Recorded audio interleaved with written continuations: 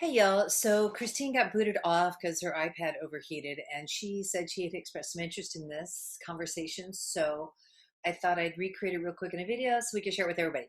Okay, let me share screen with y'all a bit.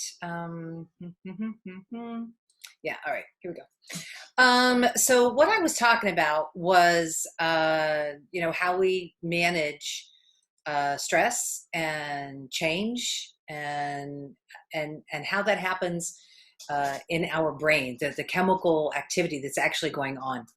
And so I pulled up an old, it's not that old, a couple years old package I put together because I used to teach this stuff. So anyway, where's the slide I want to start here? Okay, so here we go. So first of all, we create resistance to everything that seems new or different or strange, right? Which means we're doing this bazillion times a day. But the first thing to respond is our amygdala, and that's this little area near the rear of the brain. It's also known as our primordial brain or primitive brain, and it is our fight or flight center. And our brain decides in 7 seconds whether or not this is a panic situation, whether or not we think we like someone, whether or not we want to move forward in any situation. It is a very reactionary place to come from, and it is not a very thinking place or feeling place. It is instinctual, and tends to be fear driven. And the problem with that is that it's fear driven, right?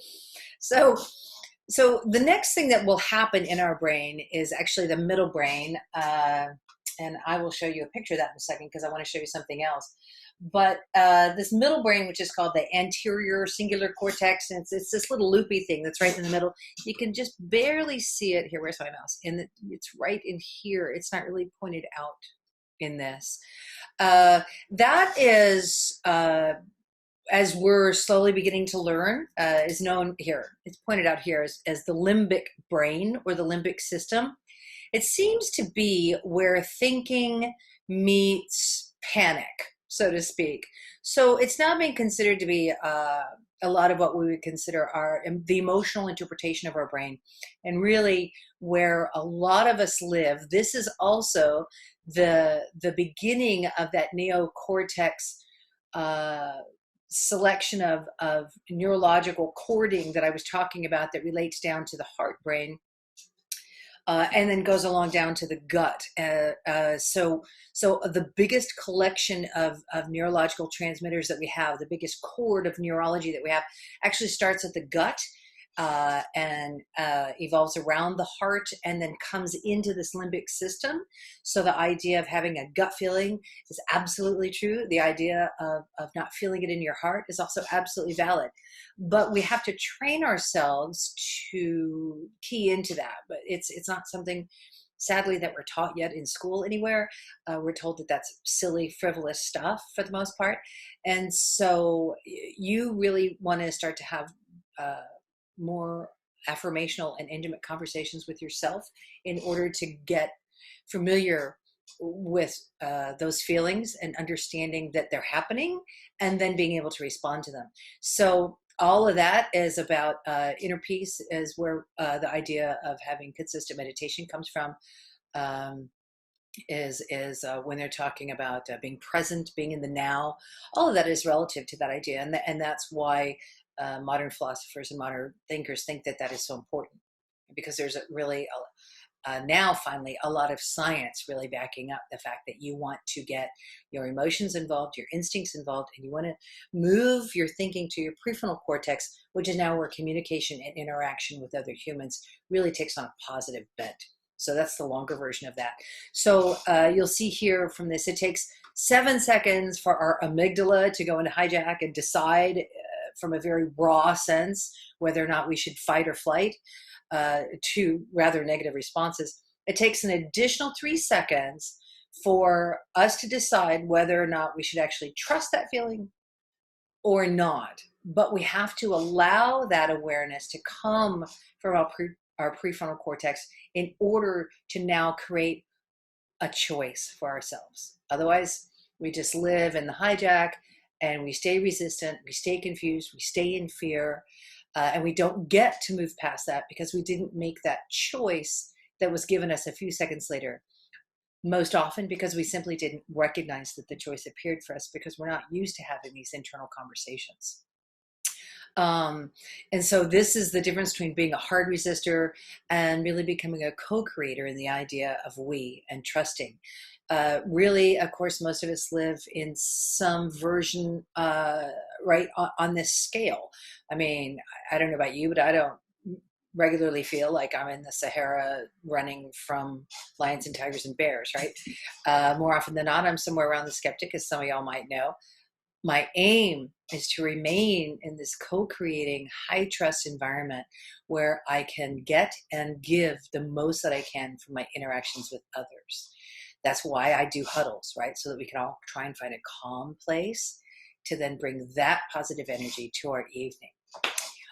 So in line with that, I'm going to stop sharing the screen. Oh, yeah, stop share. Because I have another thing I want to show you real quick. I just got this from John Assaraf's website. Yep.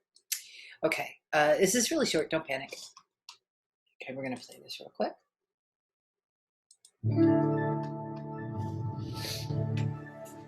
Hey, this is John, and I want to talk with you a little bit about motivation and keeping the motivation part of your brain activated so that you take action every single day. And here's a question for you. Which big idea or goal do you think your brain's going to respond to the most? And the answer is this: the one that has the deepest meaning, purpose, and value to you. So the deepest meaning, purpose, and value to you. And I call this your big why. And it's shaped by the newest evolutionary structures in your brain. And just for technical reasons, it's called your insula and the anterior cingulate part of your brain. Now, these different parts of your brain are really something that place a neurological value on every idea that you have. And the more important the idea feels to you, whether it's personally, morally, or socially, the more your brain will be motivated to turn that idea or goal or dream into a reality. And things like meditation, self-reflection, and mindfulness stimulate this specific circuit in your brain. And the more you discover and find your big why and really fill it with more purpose and meaning of why you want to achieve your goal, what you will do is you will become more calm, more clear. You'll make less mistakes. And most importantly, when you have a big why, you'll have the motivation, the motive for action to take the necessary steps to move you from idea or emotion to focusing on the goals and dreams you have. So have a goal, but then work at a deeper level of finding the intrinsic, social, moral, or personal reason why you must achieve that goal. Okay, so I get really kind of angry at people who talk about your big why, as though if you didn't have one, you were just sort of worthless. So please don't get hooked up on all that. I think having a why is absolutely important, but I also think it's something that we grow into, hopefully sooner than later, unless you're like me, it took a while. And it doesn't have to seem big to anybody but you. Your why is very personal. And that's what makes it your big why to you.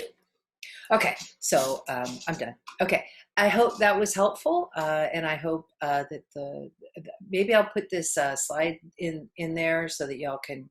I don't know about you, but for me, visuals are very, very helpful when I'm trying to learn something new.